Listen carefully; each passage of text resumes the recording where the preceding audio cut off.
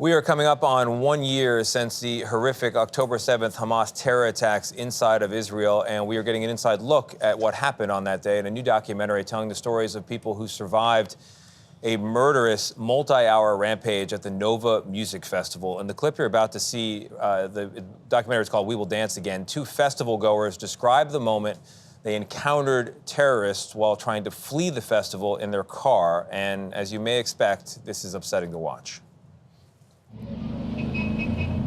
אנחנו ב-130, 140, בורחים על נפשנו לכיוון דרום, ושם מתחיל הסטרס האמיתי. פתאום אני רואה מולי, במרחק של 300-400 מטר, אני רואה רכבים עומדים על הכביש. ויש שתיקה ברכב, שתיקה לגמרי של איזה שנייה. ואני אומר לתמיר, זה נראה לך מחבלים? והוא שואל אותי, זה נראה לך מחבלים? ואז מתחיל ירי על האוטו.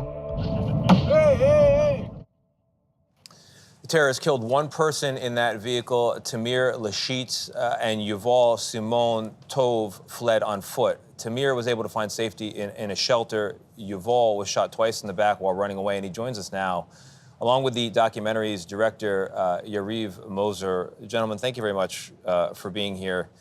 Thank you. What is it? More than 360 people murdered that day at the festival alone. Dozens others kidnapped, taken to Gaza, rapes committed. The violence and the slaughter is horrific.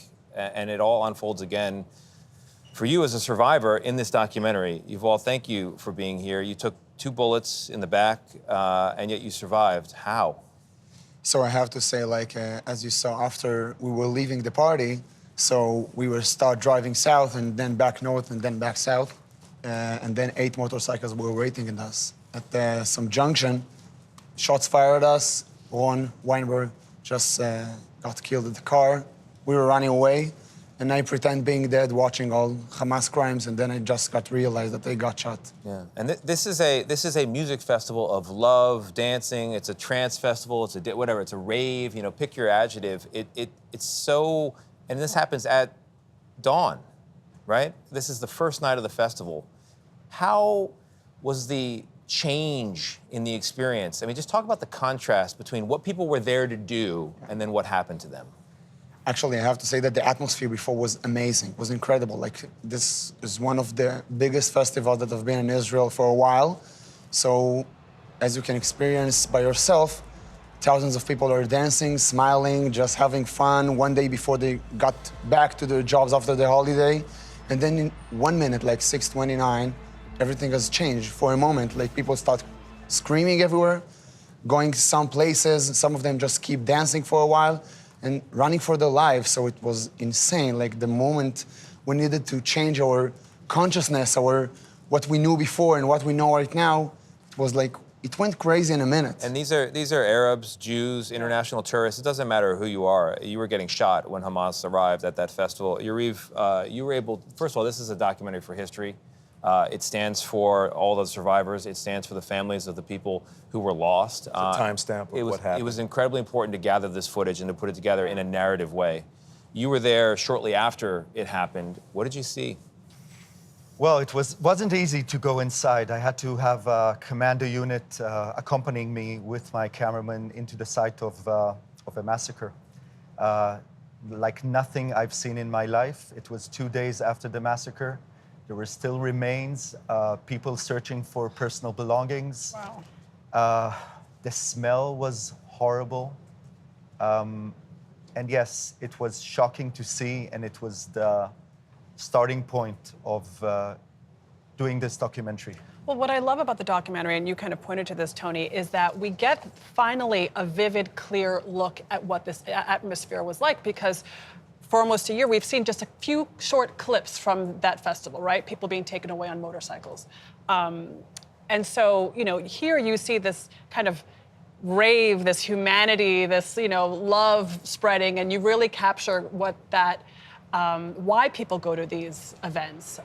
But you also chose to capture and include the other side, the Hamas propaganda video, which I was not expecting in the documentary. It came out of nowhere, and I said, oh, it says an hour earlier, this was happening on the other side of the wall.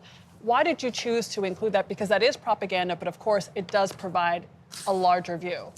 Exactly. It gives the second angle to every story. I mean, I talked with the survivors, but I wanted to show how it looks like from the eyes of Hamas perpetrators. And the fact that those terrorists took GoPro cameras with them, documenting whatever they were doing, the atrocities, was amazing. I think it's the first time in the history of terror that we got to see it from both sides. They were holding cameras to capture their moments of fear, of just understanding, and Hamas is doing the same, but glorifying, bragging, joyfully documenting those horrific things that they're doing. That's what's so powerful, I think, about the inclusion of the Hamas footage. I mean, there's a bigger political conversation going on right here. People are talking about the future of a Palestinian state. But what you see in the video from Hamas is not a political statement. It's not resistance fighting. It's not a negotiation. It is straight up an effort to create an Islamic state, and they're shouting that out loud. That is the goal. It is to clear the land and create that condition. I'm a major at the Israeli reserves. I've fought in war. I'm a soldier. You never target harmless people. You never do it purposefully to kill people that are harmless, that cannot defend themselves. These were situations that you see on camera, that those terrorists are pointing their guns and rifles and grenades to harmless people that are not any way threatening them or can do something to them. These are not fighters. These are not soldiers. This is pure terrorism. And absolutely horrible moment, unspeakable day. And in the years since, look what's happened. Look at the more than 40,000 who've been killed in Gaza. Just a moment where it all started, to see that perspective. There was a ceasefire on October 6th. Watching the Hamas propaganda video, you feel bad for the Palestinians who are represented on the world stage by this organization, which keeps them under their shoe as well. It's victims all around. So thank you very much. I'm so glad you're here with us. I'm so glad this documentary exists. Thank you very much. Thank you. Thank you. Yuval and Yariv, appreciate it again. We Will Dance Again is the documentary. It premieres on Paramount Plus tomorrow. Courageous that it's even out there on this platform. See It Now Productions is the studio behind it, and like us, we're proud to say part of Paramount Global.